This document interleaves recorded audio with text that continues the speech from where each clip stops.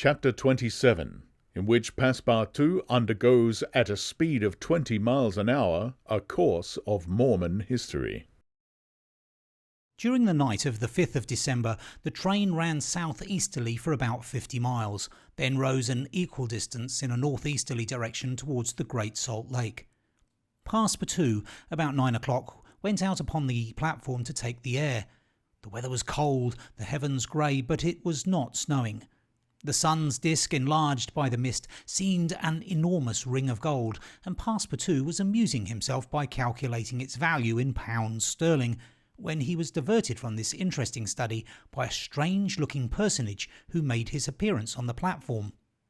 This personage, who had taken the train at Elko, was tall and dark, with black moustache, black stockings, a black silk hat, a black waistcoat, black trousers, a white cravat, and dogskin gloves. He might have been taken for a clergyman. He went from one end of the train to the other, and affixed to the door of each car a notice written in manuscript. Passepartout approached and read one of these notices, which stated that Elder William Hitch, Mormon missionary, taking advantage of his presence on train number 48, would deliver a lecture on Mormonism in car number 117 from 11 till 12 o'clock, and that he invited all who were desirous of being instructed concerning the mysteries of the religion of the Latter-day Saints to attend. "I'll go," said Passepartout to himself. He knew nothing of Mormonism except the custom of polygamy, which is its foundation. The news quickly spread through the train, which contained about 100 passengers, 30 of whom, at most, attracted by the notice, ensconced themselves in car number 117. Passepartout took one of the front seats. Neither Mr. Fogg nor Fix cared to attend.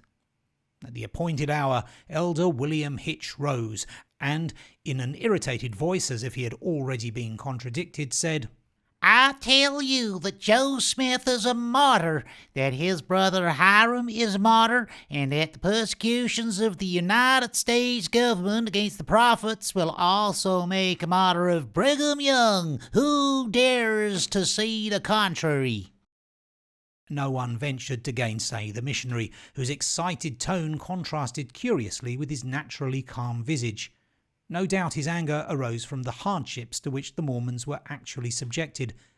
The government had just succeeded, with some difficulty, in reducing these independent fanatics to its rule.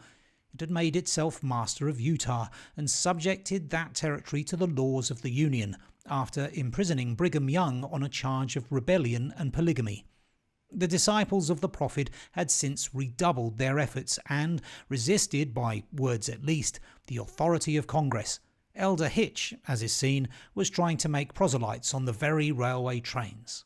Then, emphasizing his words with his loud voice and frequent gestures, he related the history of the Mormons from biblical times.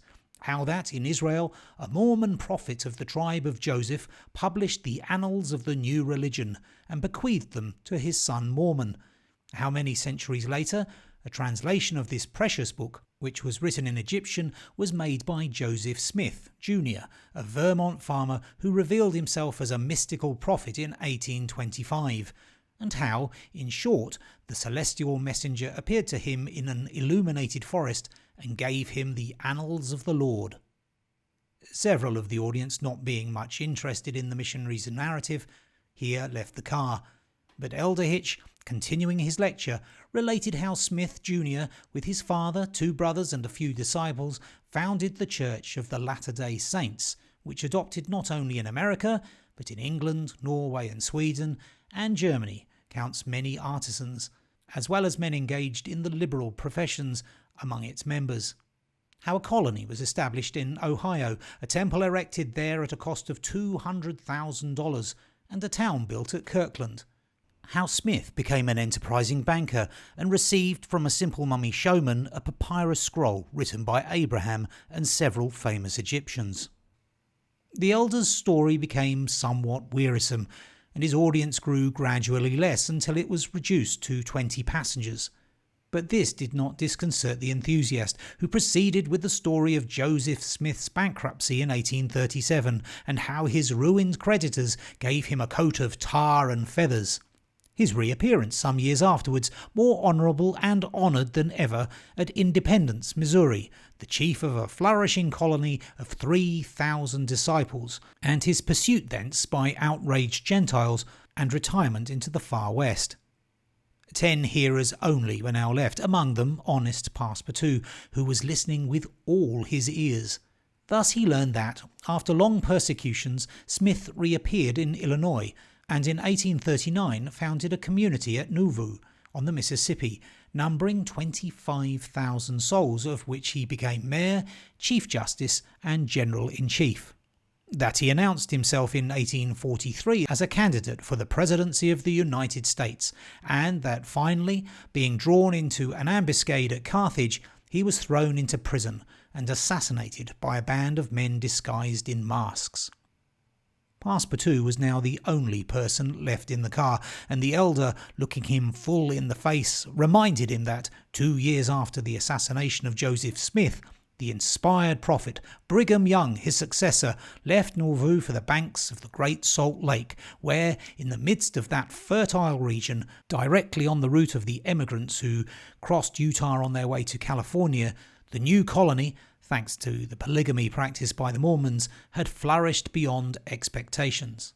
And this, added Elder William Hitch, this is why the jealousy of Congress has been aroused against us. Why have the soldiers of the Union invaded the soil of Utah? Why has Brigham Young, our chief, been imprisoned in contempt of all justice?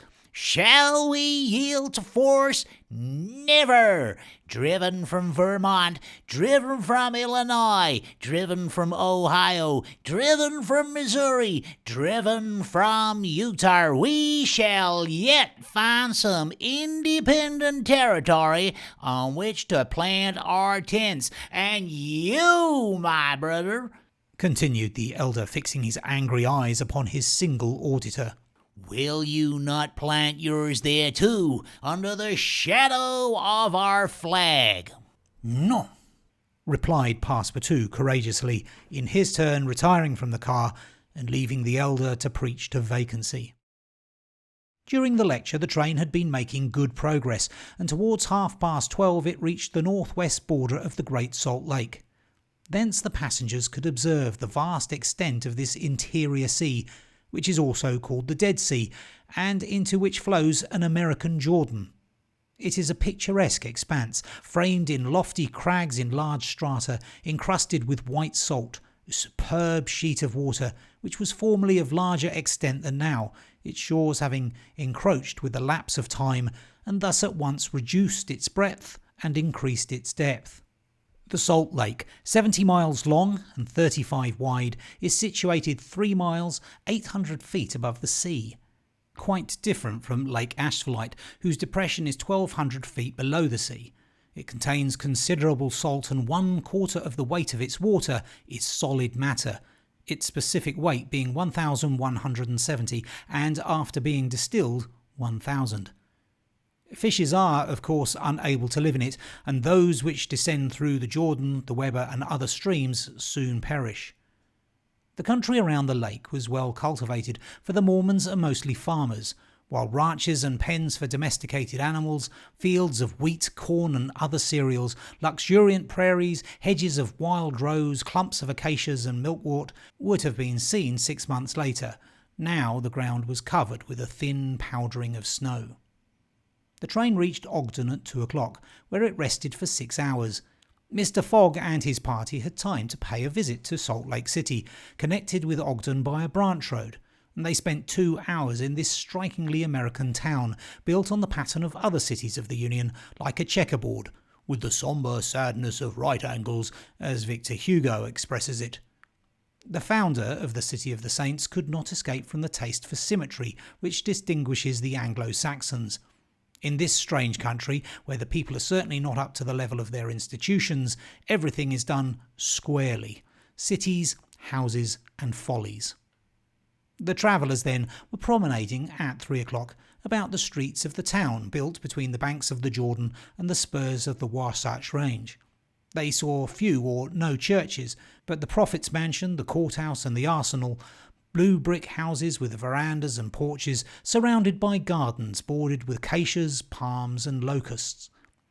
A clay and pebble wall built in 1853 surrounded the town, and in the principal street were the market and several hotels adorned with pavilions. The place did not seem thickly populated. The streets were almost deserted, except in the vicinity of the temple, which they only reached after having traversed several quarters surrounded by palisades. There were many women, which was easily accounted for by the peculiar institution of the Mormons, but it must not be supposed that all the Mormons are polygamists. They are free to marry or not as they please, but it is worth noting that it is mainly the female citizens of Utah who are anxious to marry, as, according to the Mormon religion, maiden ladies are not admitted to the possession of its highest joys. These poor creatures seem to be neither well off nor happy. Some, the more well-to-do no doubt, wore short, open, black silk dresses under a hood or modest shawl. Others were habited in Indian fashion. Passepartout could not behold without a certain fright these women charged in groups with conferring happiness on a single Mormon. His common sense pitied, above all, the husband.